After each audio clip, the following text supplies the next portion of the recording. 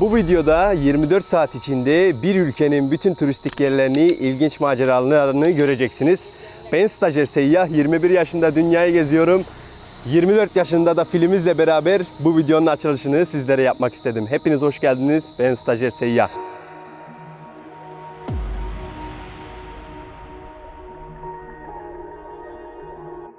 Piton görüyorsunuz. Bu ülke yaklaşık 30 milyon nüfusa sahip bir yer. İngilizce ikinci ana dilleri. Açıkçası insanlar çok sakin. Bu gibi ada ülkelerinde mi böyle hep var bilmiyorum ama Sri Lanka benim ilk ada ülkemdi. Açıkçası abi adamların bu sakinliği beni bitiriyor ya. İnanılmaz yavaşlar. Yani dünya umurlarında değil gibi bir şey. Ya birçoğu Budist, aynı zamanda Müslüman ve tabii ki de farklı etnik dinlerden var, gruplar da var.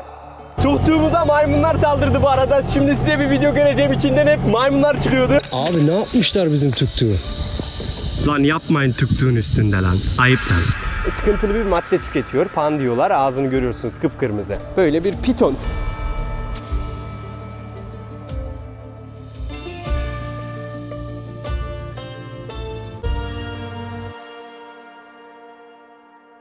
Fili böyle bağlamışlar abi. Bununla beraber bir tane yer var. Yakından gördüğünüzde kulakları falan. Fil çok büyük ha. Bu 24 yaşındaymış. Epey yaşlı galiba çünkü 24. Düşünsenize. Fil valla bayağı büyük ha. Hele dışkısı falan adamın kafası kadar gelir. Böyle bununla diyor şurada ileride bir yol var diyor. Fotoğraf çekinmek ister misiniz? 20 dolar diyor. Orası turistik bölge. Dedim ya zaten turistik bölgelere gideceğiz diye. Bölümün ilk dakikalarında kardeşiniz sizi nereye getirdi? Tabii ki de kayanın en tepesine doğru. İki tane en büyük tepe var. Şimdi gittiğimiz ikinci tepe. Burası Sri Lanka'nın en popüler turistik yerlerinden birisi. Kardeşim bir tanesi vardı 35 dolar ödüyordun. Ama bu tepeye gittiğimiz tepeye 3 dolar ödüyorsun. Oradan diğerinin manzarasını izliyorsun. Yılan mılan çok fazla. Zaten 3 metrelik pitonu da boynuma doladığımı görebilirsiniz. Piton benim boğazımı sıktı bu arada. Yılanı boynuma doladım. Benim için şaşırtıcı bir deneyimdi. Sri Lanka'nın bütün turistik bölgesini 24 saatte kardeşiniz bir videoda size göstereceğine söz verebilir. Neredeyim abi?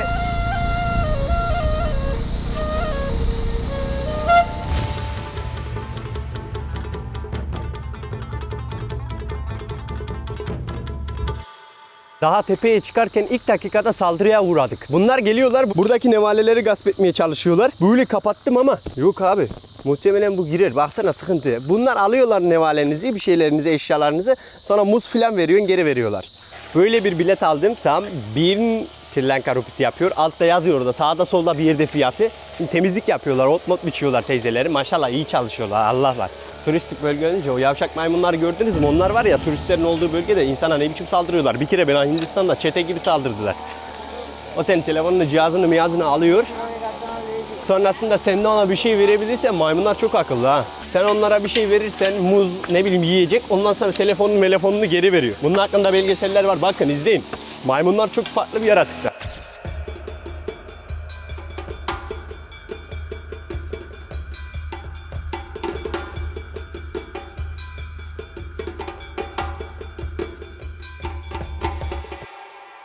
İlk turistik yapımıza geldik. Beni görebiliyor musunuz bilmiyorum. Buradayım. Merdivenler çok fazla ama genç kardeşinizi yıldırabilirler mi? Hayır. Böyle tepeye doğru çıkıyoruz. Yaklaşık size bir şey söyleyeyim. Belki 200-300 tane merdiven vardır. Aşağı yukarı. Biraz da benim eklemem gerekirse 400 tane falan. 400 tane merdiven çıkacağız. Böyle yavaş yavaş çıkmaya devam ediyorum. Su akıyor. Böyle yerlerden geçiyoruz. Kayalıkların arasından. Büyük bir kayanın iki deliğin arasından geçtik. Şimdi tepeye doğru tırmanmaya devam ediyoruz. Çok farklı bir atmosfer. Bu gördüğünüz kaya, bunun tepesine çıkacağız işte. Bayağı bir gelişme kat ettim. Zor oldu. 400-500 merdiven dedim ya. Unutun abi 400-500 merdiveni. Gerçekten daha fazlaymış. Ama kardeşiniz sonunda nereye geldi bir bakın. Görebiliyor musunuz? Vay burada bir şey yatıyor. Nasıl heykel yapmışlar? Bu da uyuyor galiba. Bu da olabilir arkadaşlar. Hemen İngilizce yazmışlar mı? Yok. Evet sadece dokunmayın diyor. Sinhala dilinde yazmışlar. Bu Buda'dır. Buranın da bir hikayesi vardır zaten. Size ben bir kısa bir özet geçerim açıkçası. Böyle tuhaf bir su oluşmuş burada. Yosunlu mosunlu. Şunların olduğu yerde şu yaprakların ismini bilmiyorum. Çok fazla kurbağa olur. Evet zaten çok da fazla kurbağa var. Bakalım kurbağayı size gösterebileceğim mi? Tam size kurbağayı gösterecektim. Velakin kurbağamız içeriye girdi. Kardeşiniz kurbağayı gösteremedi ama sıkıntı yok. Kayaya çıkışımız devam ediyor. Son basamaklara geldik. Çok kısa bir müddetimiz kaldı. Bayağı 400-500 merdiven dedim ya, çok daha fazlasıymış. Ama neticede kardeşiniz zirveye ulaştı. 24 saat dedim. Bu video kaç saat olur ben de bilmiyorum. Daha bir tane kayaya çıkamadık. Ama kaya da zorlu ha. Allah var bak. Kardeşiniz normalde zor olmazsa söylemez öyle. Buradan tırmanıyoruz. İnsanlar da çok zorluk çekiliyor. Kardeşiniz tepeye çıktı. Zor oldu ama değdi.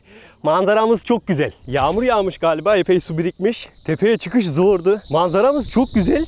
Turistler çok fazla buraya gelmiyor. Niye diye sorarsanız karşısı 35 dolar hem de manzarası biraz daha güzel. Ama kime göre güzel, neye göre güzel? Buranın meşakkatli bir yolu olduğu için orada step by step nedir merdivenler olduğu için zorlu mücadeleden çıkmıyorlar. Burası o yüzden 3 dolar, karşı taraf 35 dolar. Oranın videolarını da size koyarım. Gördüğünüz yer orası işte. Siz değerli yorumlarınızda yazın nacizane fikirlerinizi. Buranın da manzarası böyle fevkalade bir yer. Ben gidiyorum arkadaşlar, hakkınızı helal edin. Beğeni atmayı da unutmayın. İniş mücadelemiz devam ediyor. Kayayı görüyor musunuz? Devasa bir büyüklükte. Biz bunun tepesine çıktık. Bir kaya, kayanın üstünde bir tepe oluşmuş. Oraya da yüksek tepe demişler. Aslında bir isim var. Ben onu alta bir yere yazarım. Lakin internet falan hiçbir şey çalışmadığı için ben de öğrenemiyorum.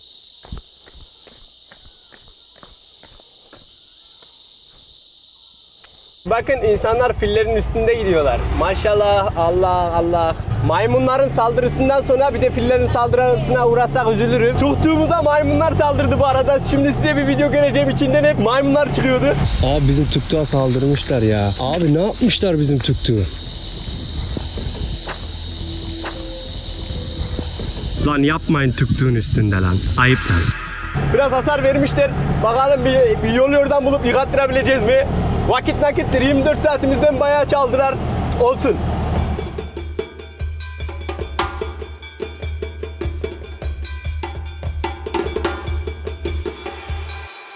Maymunların saldırısından sonra nereye getirdim tuktuğu yıkamaya abi. 24 saat böyle geçer mi? Geçmez kardeşim. Müslüman adam buldum. Müslüman abi. Sağ olsun iyi fiyata yıkıyor. Gayr kitap gibi. Adamlar tuktuğa yağma sürdü abi. Aman Allah'ım var ya. Parlıyor tuktuk yemin ediyorum. Cilet gibi yaptılar Müslüman adamlar. Bunlar Müslüman abi. Böyle girdim burada caddenin orada Müslüm diye bir şeyler yazıyordu. Ben de baktım buraya bakalım dedim. Hemen arkadaşımı durdurdum. Ondan sonra bir baktık. Adamlarla anlaştım abi dedim böyle bir sorunum var. Maymunlar dedim tuktuğun içinde böyle bir şey yaptılar. Adamlar dedi ki getir kardeşim hemen o iş bizde. Sağ olsun var ya tertemiz yaptılar, cilet gibi oldu.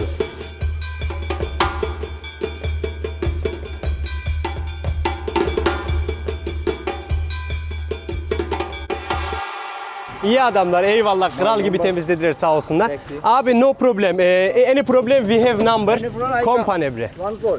Okay. Abilerim sağ olsunlar kitap gibi yaptılar. Bir de poz verdi. Abim Şükran, now is Muslim tuk. One call. Okay. I come. Okay. İyi adamlar, eyvallah abim.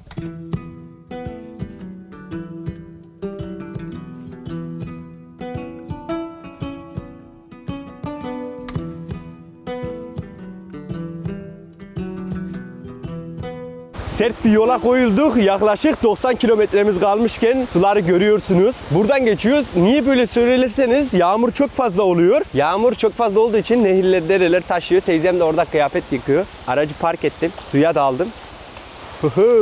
Aha bak balık yüzüyor. Muson yağmurların etkisini görüyorsunuz değil mi? Burası yol. Bu gibi yerlerden sürüyorum. Abi öyle bir sıcaklık vardı 38 derece. Hemen değişiklik sağladım tişörtümü. Bakın yollara bir bakın. Teyzem orada çamaşır yıkıyor. Allah! Ablalarım da taşın üstünde burada çamaşır yıkıyorlar. Balık malıklar. Abla how are you? Eski zamanda annelerim falan da benim böyle yıkıyordu galiba makine olmadığı zaman. Ablalarım burada böyle yıkıyorlar. Abime bakın kral adam. Manzaramız böyle. O dağların arasından geldim ben. Dağların arasından sürüp gidiyorum bu şekilde. Aracı da oraya park ettim ileriye. Ağaç devrilmiş bakın. Abi kaç 100 bin yıllık bu ağaç böyle. İnanılmaz yaşlı ağaçlar var. Var ya inanılmaz yaşlı ağaçlar.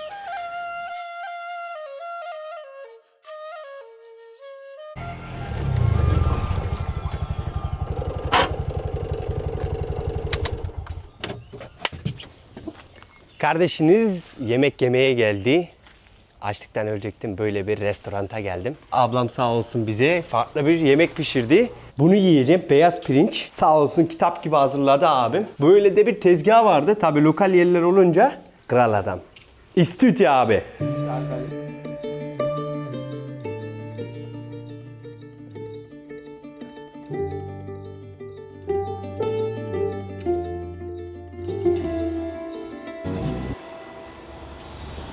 Ben bu ülkeye geldiğimde benzinin litresi 300-310'du. Şu an 410'a dayanmış. Fulluyorum burada depoyu. Yaklaşık 8-9 litre falan alıyor. 4 kişi bir depo kapağını kapatıyorsun. 5 kişi, yes card payment abi. 5 kişi bir benzinimizi koyduk. Ne kadar tuttu diye sorarsanız ben size oraya yazarım kaç para tuttuğunu. Altta, sağda, solda bir yerde yazıyordur. Gördüm ben oradan. Onun fiyatını hemen hesaplarım. Böyle de bir köydeyim. Maşallah güzel de adamlar. Adama da koyuyor burada. Mesela bu 2 litre koydurdu. 500 diyor. Bunun da fiyatı bu kadar tuttu.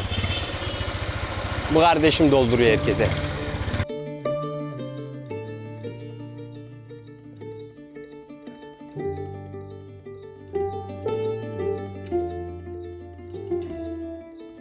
Abi nereye geldik? Nereye geldik? Hemen şu adam parasını bir ödeyeyim. Zorlu bir yolculuktan geçtik. Abim İstüti. Nereye geldim abi? İngiliz yapımı bir köprüye geldik. Burası inanılmaz kaotik bir görüntü veriyor. Bütün turistler burada. Biz de yabancı olarak geldik, turist olarak değil. Şimdi gidiyoruz böyle bir yol. İnanılmaz zorlu yolculuklardan geçtik dostlar. Bir görseydiniz yollarımız var ya uçurum gibiydi. Vallahi buralara gelene kadar çok çile çektik. Can Polat diyor ya. Çok sıkıntı çektik. Yani öyle oldu bizimki. Buralara gelene kadar çok çile çektik. Çok mücadele verdik. Ama neticede elimizde kokonatımız var. Hindistan cevizi bu gördüğünüz. Suyunu içiyorsun. İçinde de Hindistan cevizi var ama olmadı ya da çok olduğu için Hindistan cevizi yok işte. Biz sadece suyunu içiyoruz. Bakalım İngilizler yine ne yapmış? Zaten İngilizler hep bir şeyler yapıyor abi. Hemen sömürdükleri ülkelere dinleri veriyorlar. Adamların ikinci dili ne biliyor musun? İngilizce. Din Sri Lanka nereye? İngilizcenin o ana dili nereye diyorsun? Bu İngilizceyi İngiltere'de konuşan 3 kişi kaldılar. Adamlar ikinci dil olarak 30 milyon nüfusu var neredeyse ülkenin. İngilizce konuşuyorlar. Bugün dayı bile bakkaldaki dayı bile belki milattan önce açtı bakkalını buraya. Ne diyor? 60 rupi diyor. Adam 60 bile biliyor. Bir git bize bizim Türkiye'de dedenin köyüne bak bakalım. Mümkünatı yok. Ama bak bizim şöyle bir kaliteli yönümüz var. Osmanlı zamanında bile biz de abi bir yerleri işgal etmişiz. Hiçbir zaman dilimizi dayatmamışız. Yanlış olduğunu düşünüyorum. Keşke dilimizi dayataymıştık abi. O kadar ülkeleri işgal etmişiz. Yani hep iyi niyetli davranmışız. Tamam iyi niyetli davranırken keşke dilimizi de vereydik. Bugün herkes bizim dilimizi konuşurdu. Çünkü neden buraya geldiğinde 60 diyor. Niye 60 diyemiyorsun abi ya da örnek veriyorum. Osmanlı Türkçesinde 60 diyemiyor. Çünkü biz onlara vermediğimizden dolayı. Dilimizi öğretmediğimizden dolayı. Olsun yine kardeşiniz sisteme başladı. Fark etmez.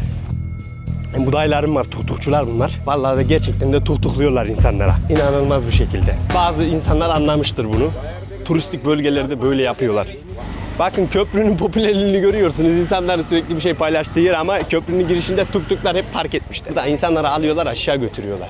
Buradan tren geçiyor. Ben de bir tren rotası yapacağım inşallah. Eğer bulabilirsem kısa bir tren yeri. Buradan biniyorsun. Hemen yaklaşık 10 kilometre falan ileride iniyorsun. Çok güzel manzaralarla tanıklık ediyorsun.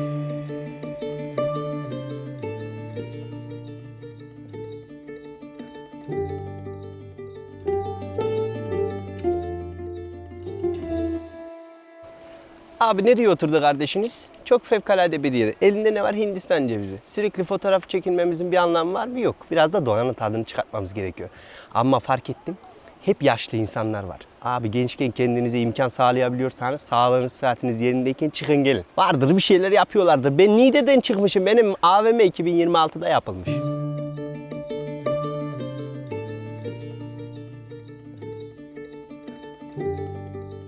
Köprümüz böyle gözüküyor sağdan soldan. Yaklaşık 8 tane falan sütunlar var benim sayabildiğim kadarıyla. Belki daha da fazla olabilir. Böyle bir yer bulduk. Merdivenlerden tırmanıyorsun, tepeye doğru çıkıyorsun. Tepeden gözlemleyeceğiz tren istasyonunun manzarasını. Kaotik bir manzarayı sizlere göstermeye çalışıyorum.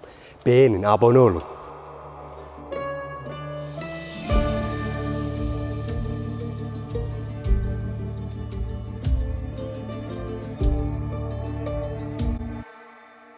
mısır alıyoruz burada, aynı köprünün oradayız. Bir mısır kaç para diye sorarsanız 200. Yani yaklaşık 25 TL falan yapıyor. Diğer yerlerde 100. Bakın köprümüzün suları orada. Bir sayalım. 1, 2, 3, 4, 5, 6, 7, 8, 9 tane sular var. Çaylar var. Burada çay ekiyorlar. Çay falan görüyorsunuz. Ben buradan 2 kilo böyle bir toplayacağım. Bunları koyacağım. 1 yıl sonra evde kurur bunlar. Çaylar o zaman içilir. Fevkalade bir şekilde köprümüzün manzarası orası. Ülkenin zaten ismi de önceden Ceylon'du. Ceylon demek. Şu anda en kaliteli çayların markası Ceylon. Ülkenin ismi en kaliteli çaylarında. Turistler burada bu çayı toplamak için para ödüyorlar. Hamallık yapıyorlar yani, gösteriyorlar. 30 dolar falandan başlıyor galiba. Bayağı bir köprümüzün altında çay var.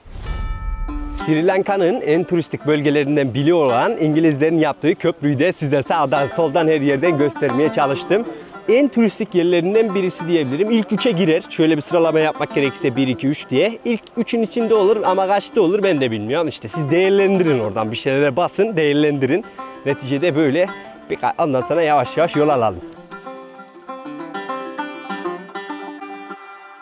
Kardeşiniz nereye geldi? Küçük Hazreti Adem Tepesi denilen yere. Yaklaşık bir 500 merdiven çıkmamız gerekiyor. 500 merdiven çıktıktan sonra Küçük Hazreti Adem Tepesi'ne ulaşacağız. Ama Hazreti Adem Tepesi Hazreti Adem'le alakalı bir durum değil. Hiçbir şey yok. Öyle koymuşlar ismini. Böyle bir yollardan çıkıyoruz, patikalardan. Yürüyorum gidiyorum işte. Bayağı bir kaldı. Bakalım ne kadar kaldı. Zorlu bir mücadelenin sonunda kardeşiniz nereye geldi? Tepeye çıktı. Manzaraya bir bak. Zor oldu. Bayağı bir mücadele verdim ama neticede geldim. Orada ileride bir yer var. Şimdi oraya gideceğiz. Yavaş yavaş. Muson yağmuru geliyor. Muson yağmuru öyle bir şey ki bir dakika içinde böyle ortalığı sel götürüyor. Çıkış biraz zordu. Hızlıca oraya bir gidelim bakalım. Dolandırıcılar çok fazla. Bize yapışmıyorlar zaten. Türk olduğumuzu falan anlayınca bizde işi yok hiçbirinin. Ama çok güzel bir tepe. Açıkçası size tepe hakkında bir şey söylemem gerekirse manzarası değer abi, o kadar. Bir de oradan şelaleyi izleyebiliyorum. Bak orada şelale var. Siz göremiyorsunuz tabi. Çünkü niye, kameramız kötü. Beğeni atın da kamera alalım abi. Bakın şimdi belki ufak tefek şelaleyi görebiliyorsunuzdur. Tam orada. Şuraya gideceğiz biz şimdi. Yavaş yavaş gidelim. Buralara gelene kadar çok çile çektik. Can Polat dediğimizin sözü hatırlıyorsunuz. Bakın. Nereden iniyoruz kardeşiniz tabi. 565 kilometre benim trekking tecrübem var. O yüzden dolayı bunlar sıkıntı değil. Ayağımda sandaletle iniyorum ha. Fark etmez. Ben bu tepeyi değerlendirmem mi ama bir fotoğrafına? Kaç kilometre yol kat ettim. Gidiyorum bir tane fotoğraf çekeceğim. Beğenin abi, ne biçim. Dedem askerlik komando olarak yapınca ben de tellinin çok basit bir şekilde dağlara çıkabildim. Kardeşiniz sonunda Hazreti Adem Tepesi'ne çıktı. İnsanlar buraya geliyor. Şu taşın üstüne. Ne yapıyorlar abi? Böyle oturuyorlar. Fotoğraf çekiniyorlar. Güzel mi atmosfer? Açıkçası fotoğraf güzel çıkar mı? Bilmiyorum ama insanlar çekiniyor. Sri Lanka'nın bir turistik bölgesini daha bitirdik. Hazreti Adem Tepesi'nde de özgürlüğümüzün tadına vardıktan sonra şimdi ayrılıyoruz. Yolculuğumuz sert bir şekilde devam ediyor. Hava sıcaklığımız 38 derece. Sanat eserimizi anlatmaya gerek var mı? Kırtasiye'den var ya 2 saat 3 saat buna ben mücadele verdim. 24 saatte bir ülke mücadelemiz devam ediyor. Kardeşinizin videosunu beğenmeyi unutmayın. Araçlar geçsin, ben çıkıyorum.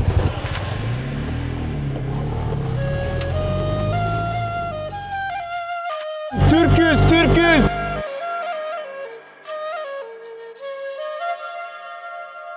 Kardeşiniz sert bir mücadele vererek bir tane kokonat, yani Hindistan cevizi almaz mı? Alır. Burada.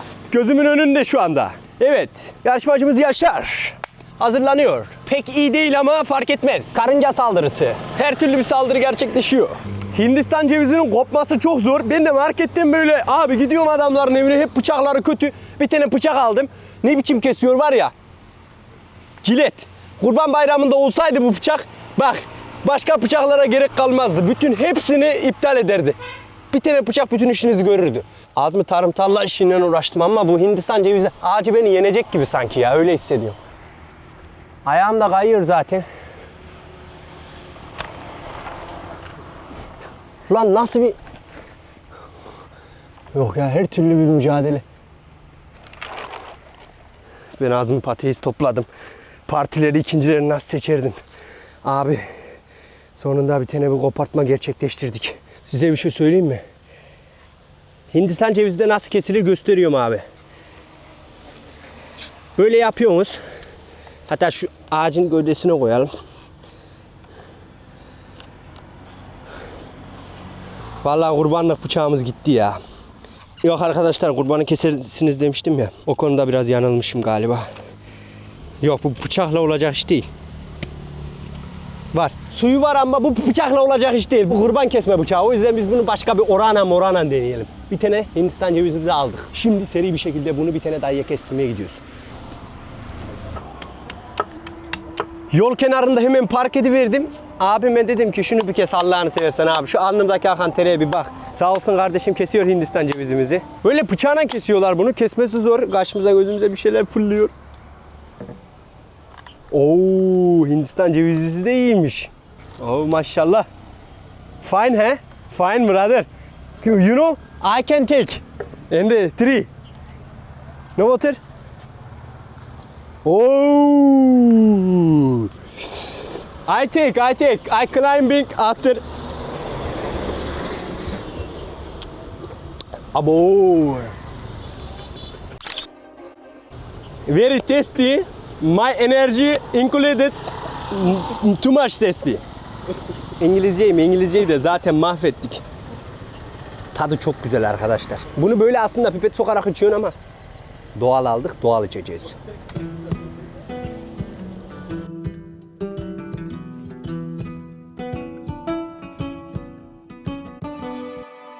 Burası da 4. herhalde turistik yerimiz. Fevkalade ama maymunlar var, hep saldırıyorlar. Aracı gasp ediyorlar. Bu maymunlarla aramda büyük bir problem var. Bunların var ya, tarafını bir şeyler yapacağım bunlara da hayırlısı. Anladınız. Şelalemiz güzel. Turistler falan var. Takılıyorlar. Bayağı bir su geliyor ama tepeden muson yağmurlar zaten hiç bitmediği için 7/24 yağıyor abi. Saat 3 ile gece 1 arası başlıyor. Ondan sonra muson yağmurları hiç kesilmiyor.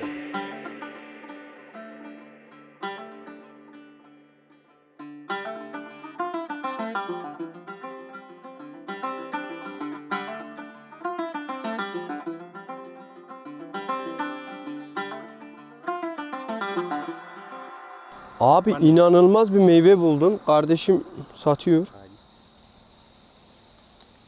Really? Yes. This fruit, Sri Lankan famous fruit. Abo. Yes. It's very difficult for me. Bir ayın çok popüler meyvesiymiş. Kardeşim yol kenarında satıyordu, durdum. Aman Allah'ım, bu ne böyle? Abi bir tanesi, bir tabak yaklaşık 3, 6, 9, 11 tane var. Kaç paraya satıyormuş kardeşim? 30-20 TL falan. Into the cashew nut. Bu neymiş? Ben sağa sola bir yere bir şeyler yazarım. Into the cashew nut. Allah Allah, meyveye bak ya. Tadı var ya, çok tuhaf bir meyve. Bizim hiçbir şeye benzemiyor tadı. Teyzelerimden mısır alıyoruz sağ olsunlar. Çok kral insanlar. İstiti. Abi bir de var ya, size bir şey söyleyeyim mi? Ben hayatımda böyle sakin insan görmedim ya. Bu Sri Lankalılar kadar var ya, yok abi. Başka bir ülke var mıdır bilmiyorum. İnanılmaz sakinleri böyle var ya. Nezaket, naziklik hepsi var adamlarda, her şey. Şu anda yabani bir filmle karşı karşıyayız. Fillerin çiftleşme dönemiymiş, çok kızgınlar.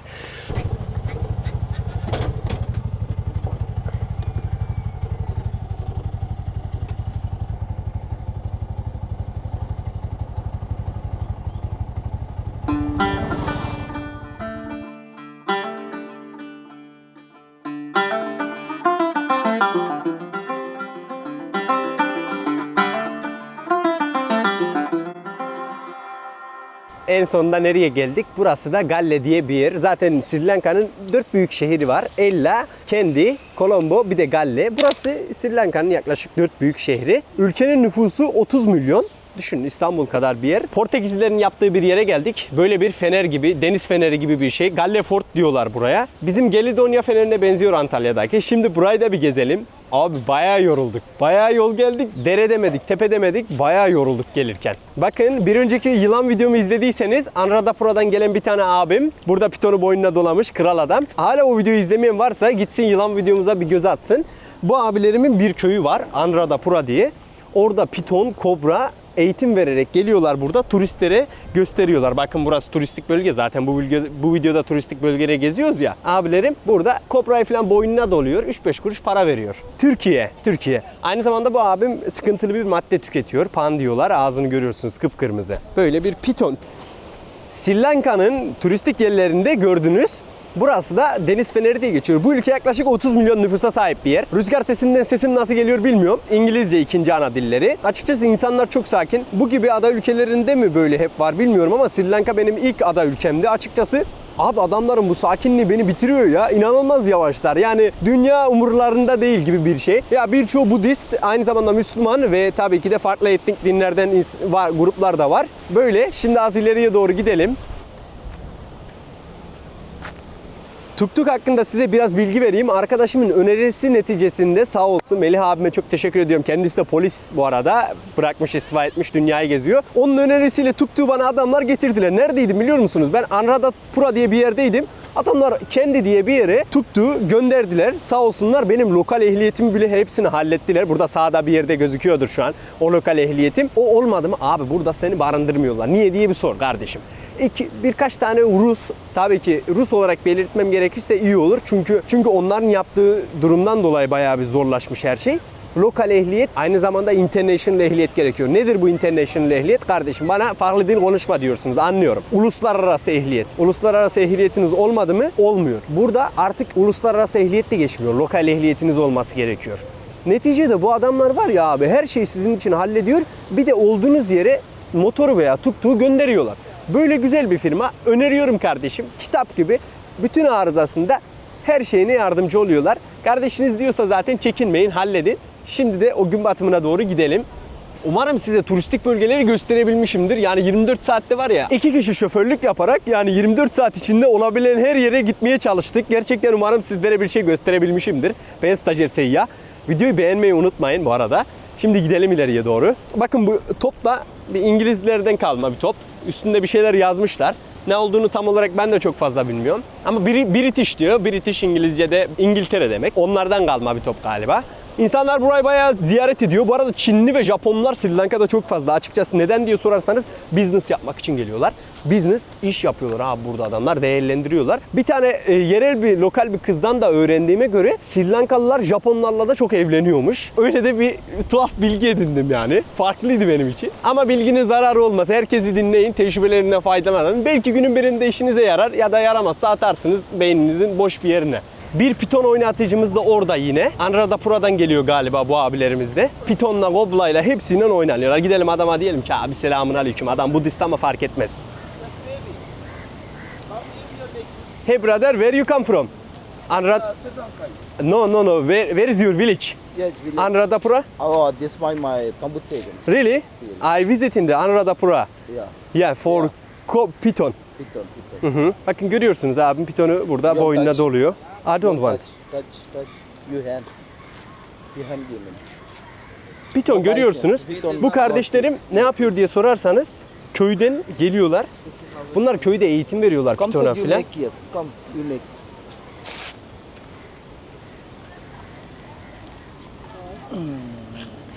Bakın bu gördüğünüz pitonu boynuma doladım yine. Zaten köydeyken gördünüz Anuradhapura'da. Bu abilerim pitona, kobraya eğitim veriyorlar. Ondan sonra ne yapıyorlar diye sorarsanız insanlardan mesela ben de bu adama bir ikram bir şeyler vereceğim yani. Çünkü pitonu boynumuza doladık. Pitona, kobraya eğitim verdikten sonra böyle turistlerin boynuna doluyorlar ve turistlerden para alıyorlar. Sağ olsunlar, güzel insanlar, farklı. Bu küçük pitonmuş. Ben bunun yerel köyünde yaklaşık 3 metre bir pitonu boynuma doladım. Bu yaklaşık 1,5 metre falan. Ya ben 3 metrelik pitonu boynuna doladım. Ben de bu adama bir para vereyim. Okey abi. Take, I give Adama. some money for you. Durun hemen bu adama bir para vereyim. Cobra, you show me Cobra. Lan baba. I have just card. Diyor ki para ver kardeşim diye. Ben verdim daha biliyor musunuz? Bunlar yakaladılar mı affetmez. Bakın Cobra'ya abi. Ufak bir kobra. Ya bir hikayesi yok zaten, dişlerini kesmişler. Yılan videomuzu izlediyseniz görürsünüz. Saldırma maldırma hikayesi yok. Yes, baby, yes. Thank you Istuti. Turistik bölgenin bir hikayesi. Buranın çok popüler olmasının bir sebebi de bugün batımına sahip olması. Gün batımı çok güzel. İnsanlar sağ tarafta izliyor. Genel olarak Çinli, evet Çinli ve Japonlu var. Dediğim gibi nedense bilmiyorum.